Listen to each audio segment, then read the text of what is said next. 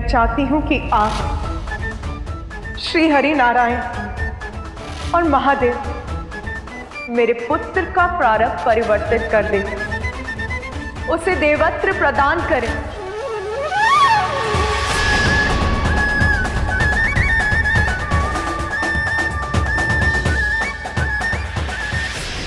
क्षमा करें माता, किंतु मैं आपका ये प्रस्ताव समझने में असमर्थ हूं।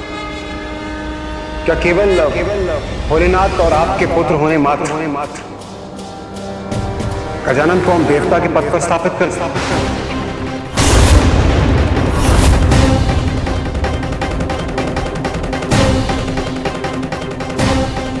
नहीं देवराज, उसे देवत्व प्रदान कीजिए, क्योंकि उसमें ही गजानन की सुरक्षा निहित है। यदि देवता बनकर यज्ञ के हावेश का भाग उसे भी प्राप्त होगा तो उसे बल मिलेगा, सभी संकटों का सामना करने में सक्षम होगा, सुरक्षित रहेगा, कोई अनिष्ट उसके निकट भी फड़क नहीं सकेगा। हाँ, ये उचित है। गजानन को देवत्व प्रदान करके हम उनकी सुरक्षा को सुनिश्चित कर सकते हैं।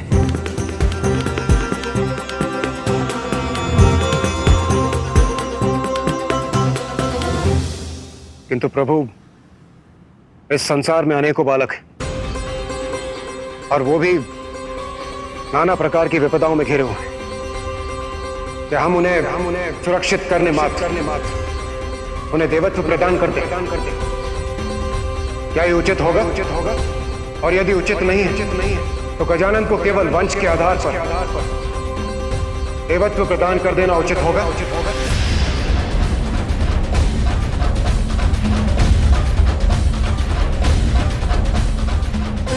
मात्र माता पार्वती और भोलेनाथ का पुत्र होने कारण हम उन्हें वो पद प्रदान करते जिस पद की योग्यता प्रमाणित करने के लिए उन्होंने अब तक कुछ भी नहीं किया, जिस पद के दायित्वों की उन्हें कोई समझ नहीं।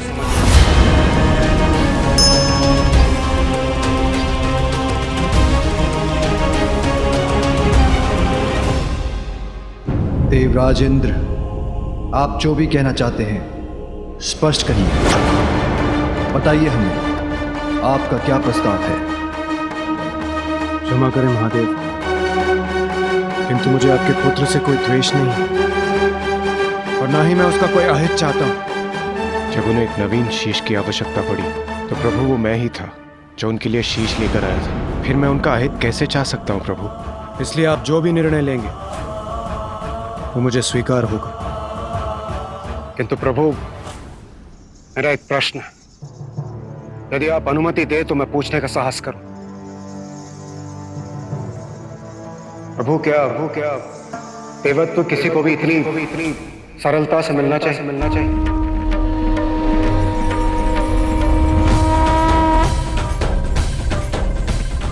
देवत्व प्राप्त करने का एकमात्र कारण योग्यता प्रमाणित करने वाला कर्म होना चाहिए, जन्म नहीं।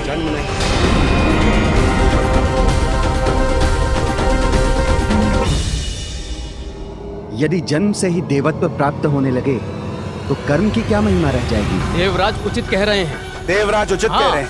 देवराज उचित ही तो कह रहे हैं। देवराज उचित कह रहे हैं। आप ही बताइए महादेव, क्या मैं उचित नहीं कह रहा? गौरी, देवराज इंद्र उचित कह रहे हैं। जन्म नहीं, कर्म के आधार पर, वंश नहीं, योग्यता के आधार पर ही देवत्व प्रदान किया जा सकता है। यही उचित है। गजानन अपने कर्म से देवता बनेगा, अन्यथा नहीं, क्योंकि देवता पद के साथ तो संसार का कल्याण जुड़ा है। इसलिए जो अपने कर्मों से अपनी योग्यता प्रमाणित नहीं कर सकता, उसे मात्र उसके वंश, उसके जन्म के आधार पर देवता बनाना सर्वथा अनुचित है।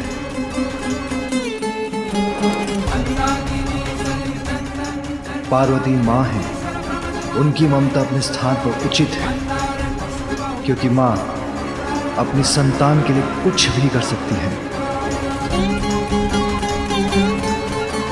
किंतु हम देवता हैं और पार्वती और मैं तो त्रिदेवों में सम्मिलित हैं, इसलिए हमारा दायित्व तो अन्य सभी देवताओं से बढ़कर है। दायित्व कर्तव्य के आगे निजी संबंध और निस्वार्थ का कोई मूल्य नहीं होता। इसलिए समय के साथ साथ मेरा पुत्र गजानन अपनी योग्यता प्रमाणित करेगा, तभी उसे देवत्व प्रदान किया जाएगा, अन्यथा नहीं।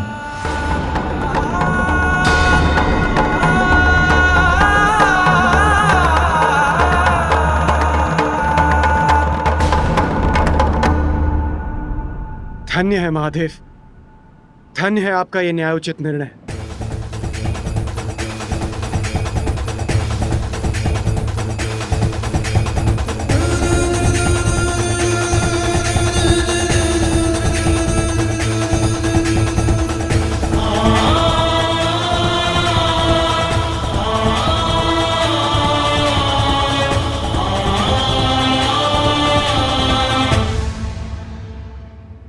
माँ, मुझे भूख लगी है। मैं बहुत भूखा हूँ माँ। अब क्या मैं कुछ भोजन कर सकता हूँ?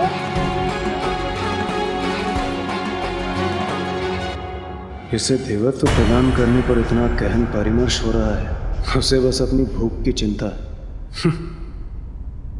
माँ, मुझे भोजन करने की अनुमति दीजिए ना, अब मुझसे भूख सहन नहीं हो रही। हाँ पुत्र, मैं तुम्हें अवश्य भोजन कराऊंगी। माँ के पल्लू से चिपकाए बालक देवता बनने योग्य तो कदापि नहीं। भोले के नंदन भी भोले भाले, राग द्वेष व्यर्थ ना मन में पाले। माता के आंचल को पाके प्रसन्न, भोजन में क्रीड़ा में रहते मगन। क्या है देवत्व वो अनभिज्ञ है, माता के नेह पे कृतज्ञ है। इंद्र से यद्यपि माता कुपित, किंतु माँ पुत्र को देख के पुलकित।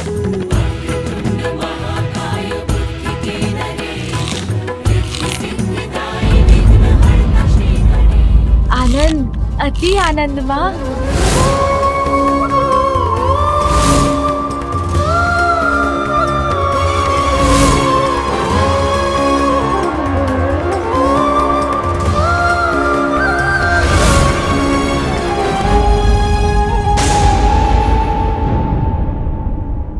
देवत्व प्राप्त करने का एकमात्र कारण योग्यता प्रमाणित करने वाला कर्म होना चाहिए।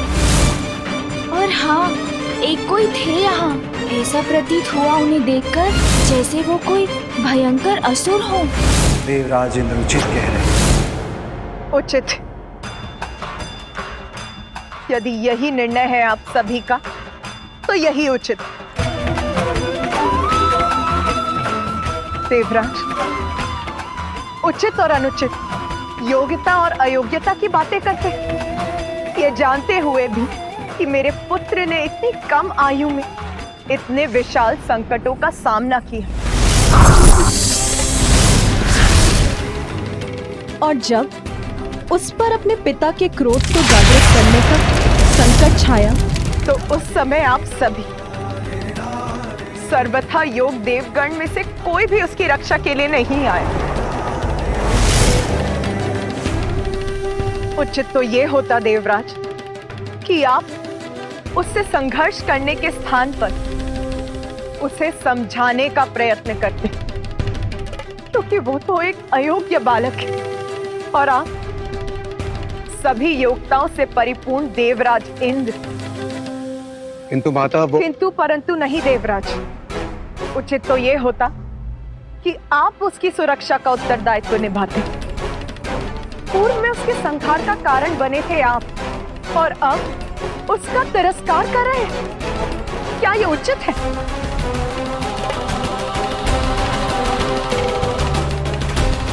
किंतु अब तो मेरे लिए आपसे कोई भी अपेक्षा करना ही अनुचित है। मैं हूं उसकी मां, जन्म दिया है मैंने उसे, सर्वथा समर्थ हूं मैं, तो उसकी रक्षा करने का दायित्व भी मैं ही निभाऊंगी।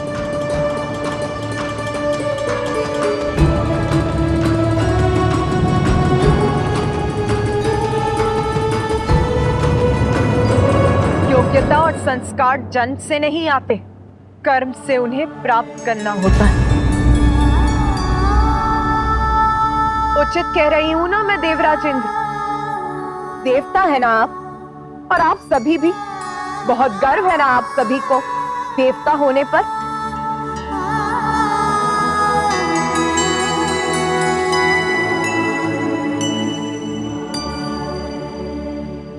संस्कार और योग्यता उचित और अनुचित के भेद बता रहे हैं ना?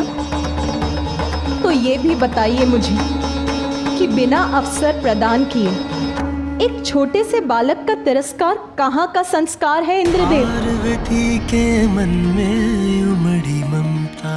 और रही बात योग्यता की, तो वो सभी में होती है।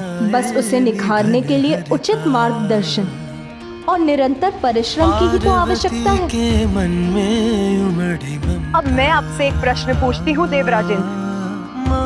जब आपको आवश्यकता थी तो आपने मेरे पुत्र कार्तिकेय को सहस्त्र स्वीकार किया। अद्भुत बालक परमा प्रेम लुटाती। अरे पुत्र कार्तिकेय की स्वीकार ही नहीं किया, उसे देवताओं की सेना का सेनापति भी नियुक्त कर दिया। तब आप संकट में थे ना देवराज? स्वर्ग संकट में था।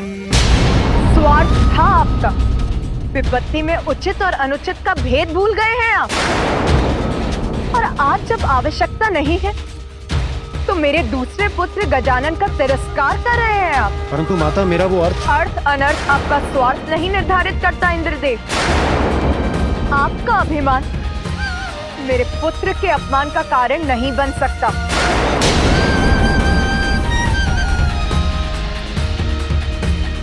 सुनिए सभी, मैं महादेव की अर्धांगिनी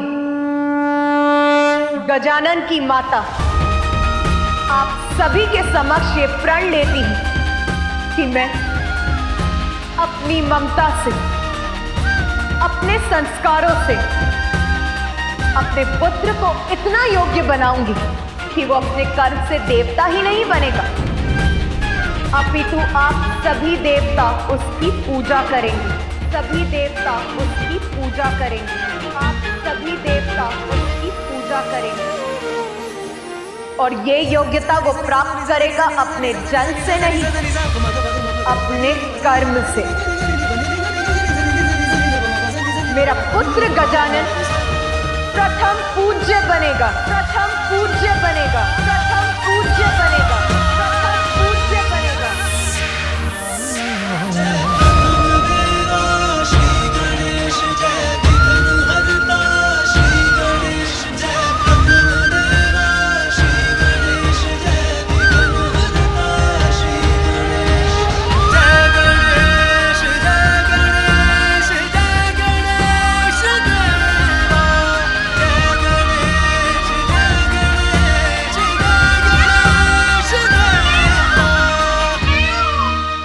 सभी एकत्रित हैं यहाँ। उत्सव है, तो फिर माता का व्याकुल स्वर मेरे कानों को क्यों भेद गया? महादेव प्रणाम। अब हमें जाने की अनुमति दीजिए।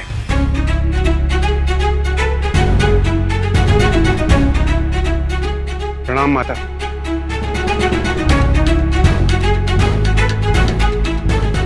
गजमुख गजानन, महादेव और माता पार्वती के पुत्र हो तुम, और ये तुम्हारा सौभाग्य है। उसी में संतुष्ट रहो।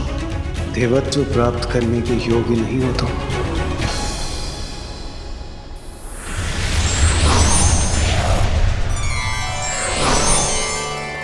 महादेव, अब हमें आज्ञा दीजिए।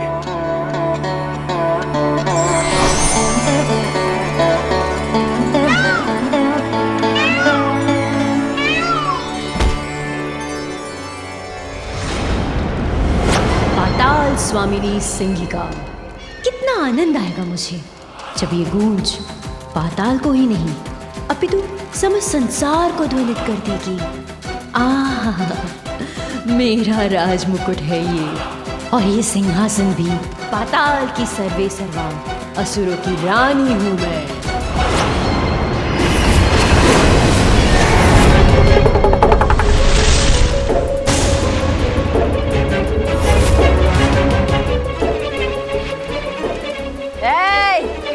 ऐसे नेत्र फाड़ फाड़ के क्या देख रहे हो? झुको मेरे समक्ष, अभिवादन करो मेरा। याद से इस सिंहासन पर मेरा अधिकार है। मैं हूं तुम्हारी रानी, मैं सिंगिका। क्योंकि अब तक तो उस मूर्ख सिंदूरा की कैलाश यात्रा उसकी मृत्यु यात्रा बन चुकी होगी।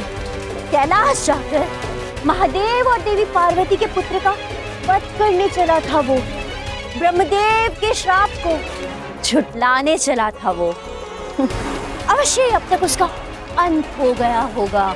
इसलिए अब सिंदूरा के सिंहासन, उसके साम्राज्य और उसके कक्ष पर मेरा अधिकार है।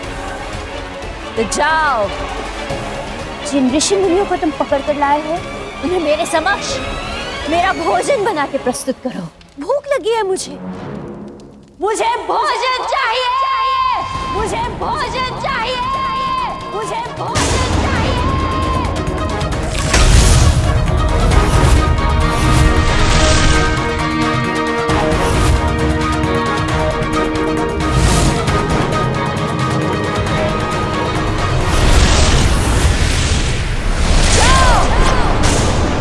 मेरे आदेश का पालन करो, अन्यथा इस बार तुम्हारा शीश तुम्हारे घर से विलग हो जाएगा।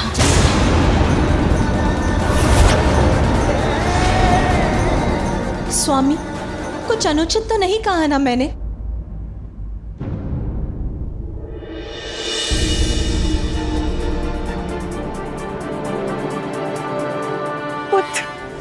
माता का हृदय तो सब कुछ जान लेता है। मेरे बिना कुछ कहे ही माता को आभास हो गया कि मैं यहाँ हूँ।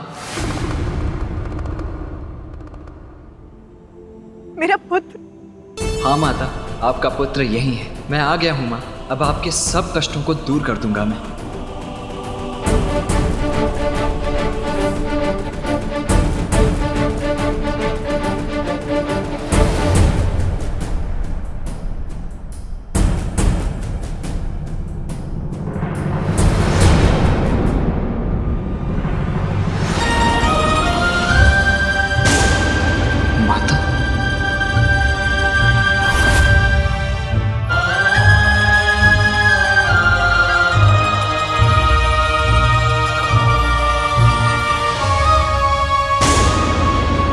माता मुझसे मिलने मुझे आशीष देने नहीं आ रही थी।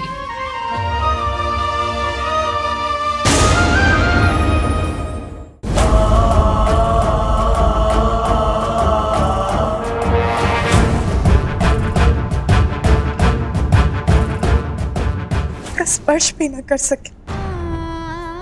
उसकी कोमल प्राण सभी विपदाओं से सुरक्षित रहे, बस इतना ही चाहती थी। माता ने मुझे देखकर भी मुझे अनदेखा कर दिया। कौन है ये जिसे माँ अपना पुत्र बुला रही है? तो क्या कुछ अधिक मांग लिया मैंने, जो किसी ने भी मेरा समर्थन नहीं किया?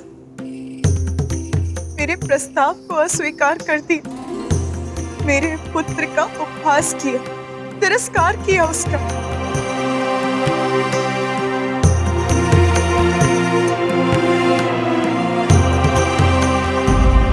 यदि मेरा बड़ा पुत्र कार्तिक यहाँ होता तो वो मेरी पीड़ा अवश्य समझता, साथ देता अपनी माँ का। तो माता ने अनदेखा नहीं किया मुझे। सत्य तो ये है कि उन्होंने मुझे देखा ही नहीं।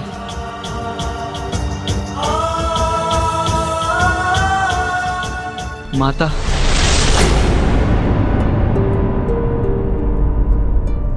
ये स्वर तो मेरा पुत्र।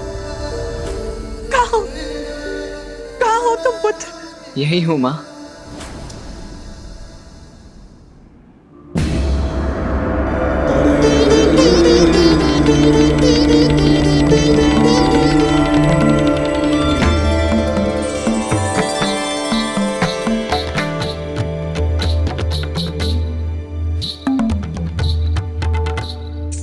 प्रणाम माता।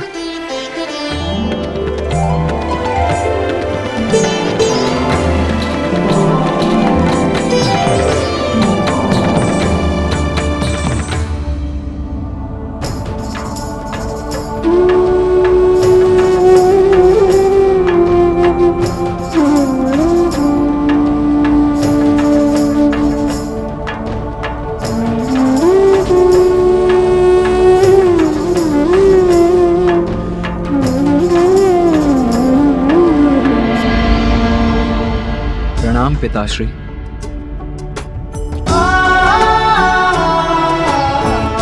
आयुष्मान भव।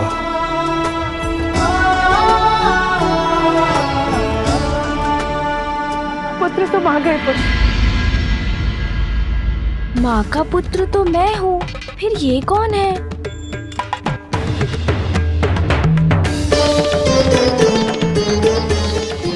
ये विचित्र कछमुख बालक कौन है और ये मेरे और माता के मध्य क्यों है? इसका हमारे परिवार से क्या संबंध है?